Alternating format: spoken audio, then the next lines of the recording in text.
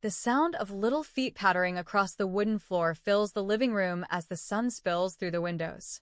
Balloons sway slightly in the soft breeze from the ceiling fan. On the table, a birthday cake with blue icing reads, "Happy first birthday, Leo." I watch my son laugh as Stephen lifts him high into the air. It's hard to believe a whole year has passed since the day he was born. Since that day. The day everything came crashing down, and then, finally, came back together. Hi, my name is Vanessa Carter, and I'm 31 years old. I'm a mother, a wife, and a survivor of the kind of family hurt that doesn't leave bruises on the skin. It leaves scars on the soul. Today I live in a home filled with love. But to understand how we got here, you need to know what happened. Because exactly 1 year ago, I was 8 months pregnant, barely holding myself together at my sister's wedding. I was humiliated, assaulted, and left bleeding in front of hundreds of people by the very people who were supposed to love me the most. My own parents. My sister. And it wasn't the first time they had broken me. I grew up in a house where my name was often spoken last, or not at all. My mother, Barbara, cared more about how her lipstick looked than how I felt. My father, Charles, sat at the dinner table like a statue, nodding only when Jessica, my younger sister, spoke. And Jessica? She was the golden child. The beautiful one. The one who got applause for breathing. Me? I was just there. No one noticed when I got accepted to college on my own. No one celebrated when I started my event planning business from scratch. And when I told them I was pregnant, you'd think I announced a death. You're pregnant? With that job? Who's going to take care of you? My mother didn't even fake a smile.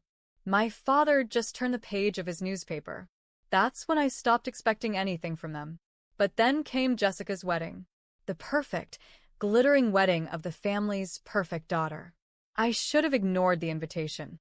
I should have protected myself. But I didn't. I walked into that hall, 8 months pregnant, holding my husband's hand and still foolishly hoping that maybe this time they would see me, welcome me, acknowledge me. I had no idea that day would change everything. 2 weeks before the wedding, the invitation arrived in a white silk envelope, embossed with gold lettering and tied with a blush pink ribbon. The card was expensive, flawless, and theatrical, just like everything Jessica did. You are cordially invited to the wedding of Jessica Carter and Brandon Lively. Stephen had found it in the mailbox, brought it inside, and placed it gently on the kitchen table. I stared at it in silence, my fingers tracing the edge of the ribbon without untying it. "Do you want to go?" he asked gently, already knowing the answer wasn't simple. A part of me wanted to toss it in the trash. Another part, the wounded daughter still clinging to some thread of hope, thought, maybe this time, they'll treat me like I matter.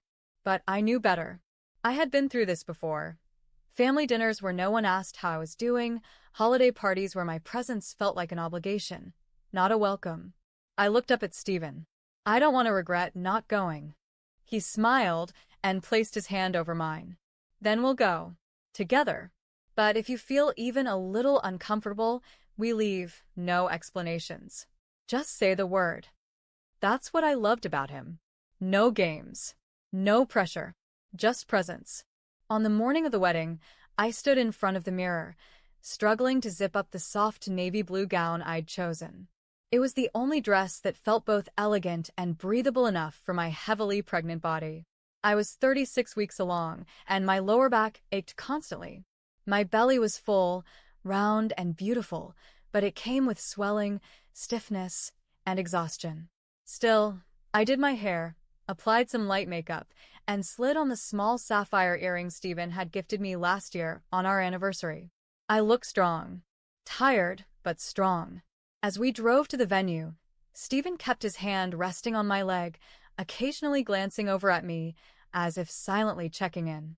I appreciated his quiet concern.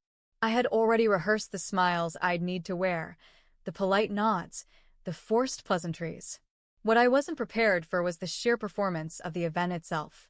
The moment we pulled up to the Evergreen Estate, a grand mansion-turned-event hall on the edge of town, I felt it. That old feeling, like I didn't belong here. The parking lot shimmered with luxury cars. Guests walked up the marble steps in gowns that glistened under the morning sun. I caught glimpses of familiar faces, women from Barbara's Bridge Club, men from Charles's business circle, but no one looked my way. Inside, everything was white and gold.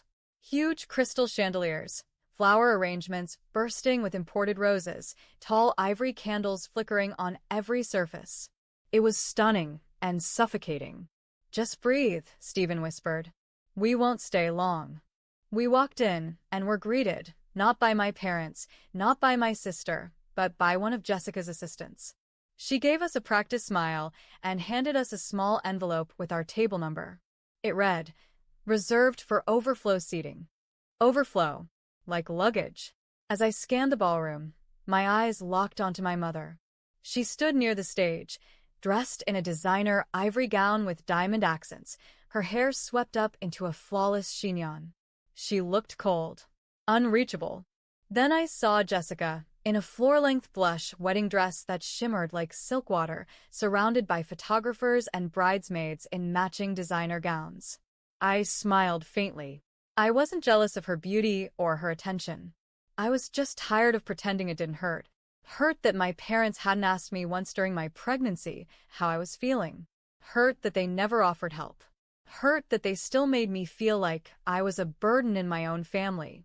And I hadn't even realized that this day would bring all that buried pain to the surface and rip it wide open. Stephen helped me toward our assigned table, tucked in a far corner of the ballroom near the hallway leading to the kitchen. It wasn't even within view of the main stage. The linens were wrinkled. The cutlery was mismatched. Compared to the shimmering crystal and satin centerpieces everywhere else, our table looked like a forgotten afterthought. Stephen didn't say anything, but I could feel the tension in his hand as he pulled out my chair. I smiled at him softly. "It's fine," I whispered. "We knew this would happen." He didn't argue. He just leaned over and kissed my forehead. "I'm going to step outside for a minute," he said, checking his phone. "I need to return this call before the ceremony starts. Too loud in here." I nodded and watched him head toward the exit. A few minutes later, I stood up slowly, needing to stretch. That's when I heard her voice behind me. "Vanessa." I turned. There she was, Jessica. Her gown sparkled under the light, and her perfect curls were pinned into a messy yet intentional updo. She looked like a magazine cover bride. Her lips curled into a smirk that didn't reach her eyes. "You're really showing, aren't you?" I blinked. "I'm 9 months in," I replied calmly. "He's healthy." She nodded slowly, then glanced down at my dress with clear disapproval. "You couldn't find anything more flattering?" I bit the inside of my cheek and looked away. The music had lowered as people were taking their seats. Photographers milled about, positioning themselves for the perfect bridal entrance. Everything was rehearsed. Everything was curated. Except for me. "Jessica," I said quietly, "I don't want any problems today. I'm here because I care about you, even if you don't care about me." That did something to her. Her eyes narrowed slightly. "Then prove it," she said suddenly. "That centerpiece over there?" She pointed toward a tall, ornate marble vase placed near the main aisle. "It needs to be moved closer to the front. The photographers said it's blocking the shot." I stared at her. "You want me to move that? It's not that heavy. I mean, unless pregnancy has made you completely useless." I froze. My hands trembled slightly at my sides. I looked around. No one else was paying attention. It was like the entire room had tuned us out. "Jessica, I'm 37 weeks pregnant," I said slowly. "I shouldn't be lifting anything heavy, and you know that." She took a single step toward me, lowered her voice, and hissed, "Then why are you even here?" I took a breath and turned slightly to walk away. But before I could take a second step, she shoved me. It wasn't playful. It wasn't gentle. It was deliberate. The crowd gasped. My body twisted sharply, and my balance gave way. I stumbled to my knees, a sudden, sharp pain exploding across my lower belly and back. Then, I felt it. Warm liquid soaked through my dress, pooling quickly beneath me on the marble floor. Gasps echoed around me as the entire ballroom fell into a stunned silence. A waiter dropped a tray. Somewhere, a camera clicked. Jessica stepped back, her eyes wide with shock or fear. I couldn't tell. From across the room, my mother, Barbara, let out a horrified whisper. "What have you done?" And then Jessica screamed at me. "You ruined my wedding." I could barely breathe. My chest heaved. My dress clung to my legs, soaked in fluid. People started whispering, pulling out their phones, backing away like I was diseased. "You should have stayed home," Jessica shouted. And just as I tried to push myself up on shaking arms, I saw him. My father. He stormed through the crowd, eyes wide with fury. And then, without hesitation, he grabbed the nearest thing in reach. A folded tripod.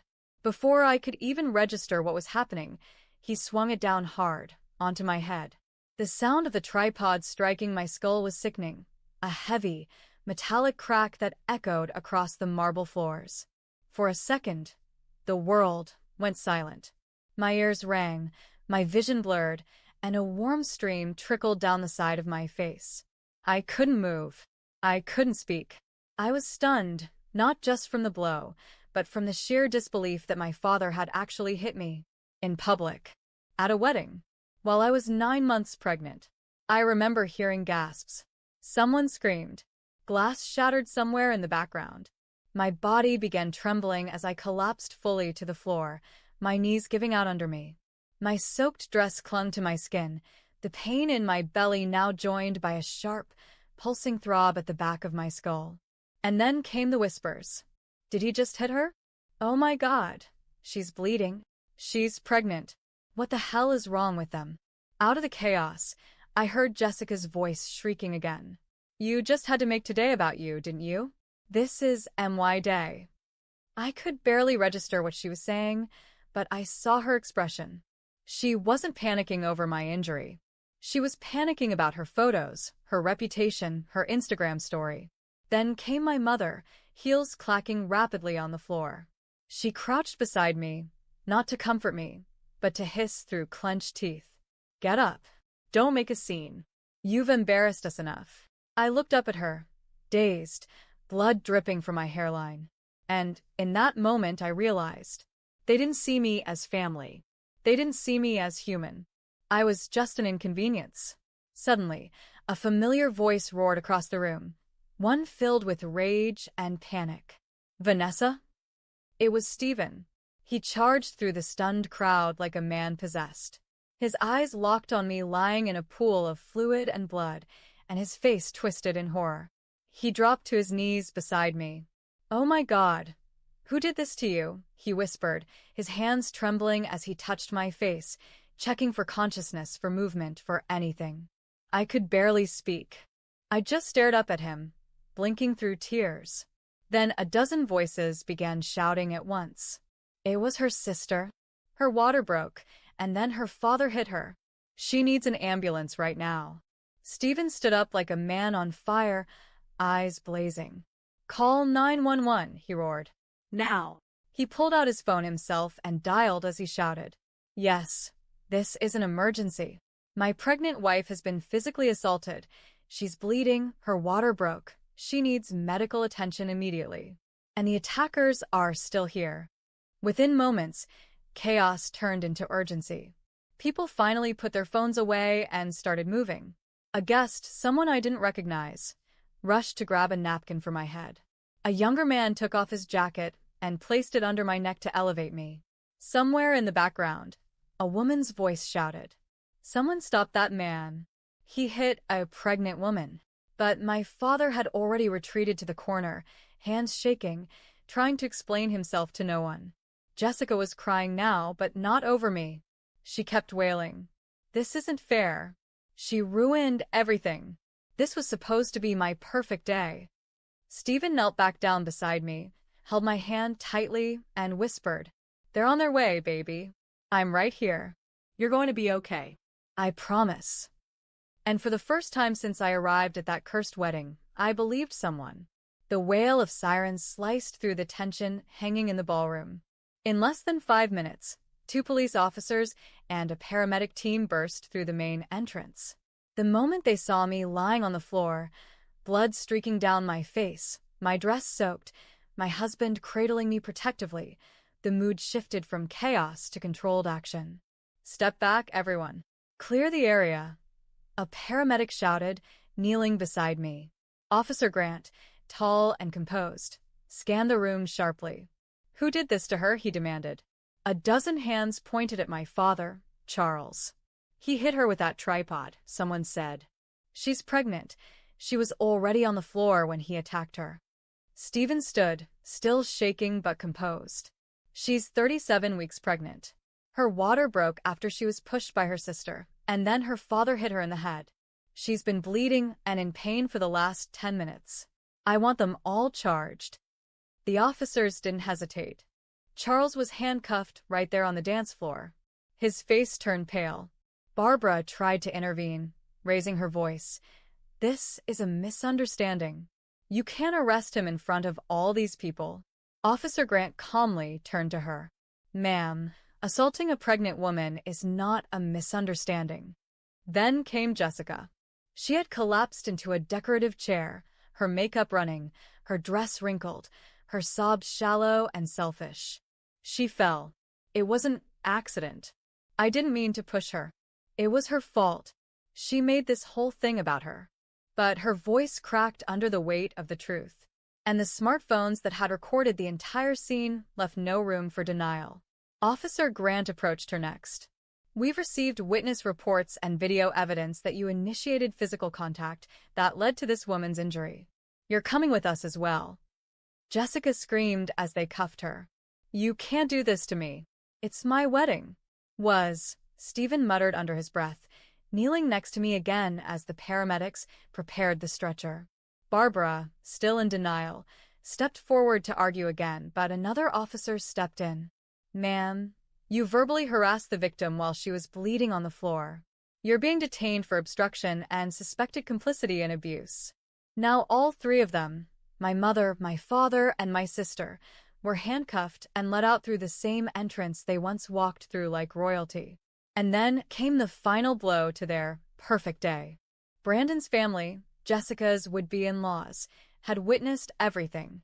His mother stood near the door, arms folded, her expression a storm of fury and disgust.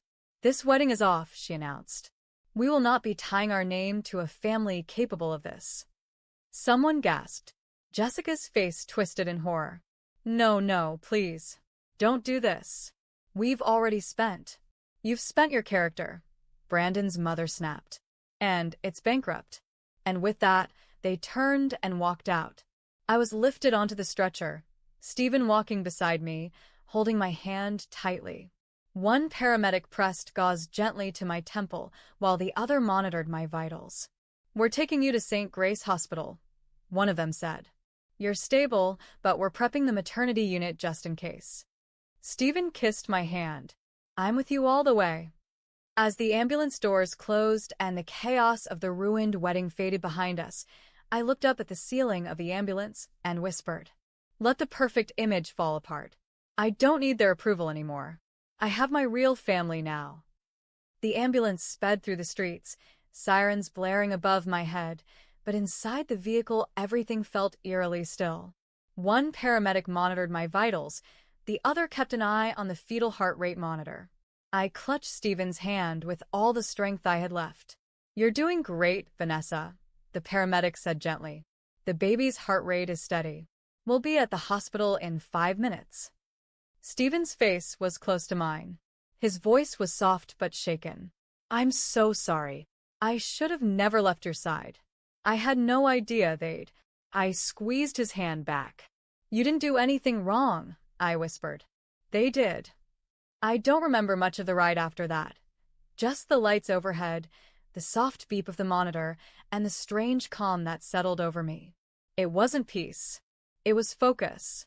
A kind of numb strength that only women in labor or war zones understand. By the time we reached St. Grace Hospital, the maternity team was already waiting. They moved quickly, efficiently. Dr. Lisa Bennett, the very same doctor who had been handling my prenatal care, appeared by my side in scrubs and a protective mask. "Vanessa," she said warmly but firmly, "you're safe now. We're going to take care of you and your baby. Stephen was allowed to remain by my side through everything. As they wheeled me into the labor and delivery room, he kept whispering, "You're strong. You're brave. He's almost here." The contractions came fast. The trauma had jump-started labor. Hours blurred together. Pain, breathing, gripping Stephen's arm, voices telling me to push, to hold, to breathe again. My body was exhausted, but my heart refused to stop fighting. And then, he cried. the most beautiful sound I'd ever heard. My son, Leo, came into the world with a strong, healthy scream at just past 2 a.m. the following morning. His tiny fists waved in the air, his skin flushed and perfect. Dr. Bennett gently placed him on my chest, and I remember sobbing, not just from the physical release, but from the emotional one too. "Hi, sweetheart," I whispered, stroking his soft cheek. "Welcome to a better world." Stephen leaned over, tears streaming down his face. He kissed Leo's forehead, then mine. "You did it," he said. "You did everything." We stayed in the hospital for 4 days, long enough for me to fully recover from the blow to my head, the labor, and the emotional trauma. I was monitored closely, given time to heal, and surrounded by kind nurses who treated me not like a scandal but like a human being. And during those quiet nights, holding Leo close in my arms, listening to Stephen snore softly on the pull-out chair, I realized something. They could humiliate me. They could ignore me. They could even try to break me. But they would never silence me again. And the moment I was discharged, gently wheeled out of the hospital with Leo sleeping soundly in his carrier, I turned to Stephen and said, "It's time to get justice." He nodded without hesitation. "Let's go see the lawyer." 2 days after I was discharged from St. Grace Hospital, Stephen and I walked into the office of attorney Mark Wilson, a firm and focused man with eyes that didn't flinch when I told him the truth. I held Leo in my arms, his small body sleeping peacefully against my chest, unaware of the storm he had been born into. "We're not just filing a report," I told the lawyer. "I want to press full charges. For everything." Mark didn't need convincing. He had already seen the footage. Multiple videos from the wedding had gone viral across social media. The moment I fell, Jessica's screaming, my father swinging the tripod at my head, and the panicked rush of guests. It had over 2 million views across TikTok, Instagram, and Facebook. And the public reaction? Brutal. People were outraged. Women's rights groups, nurses' associations, and parenting forums condemned the violence. People I had never met were calling for justice in my name. I didn't feel proud of that attention, but I felt validated.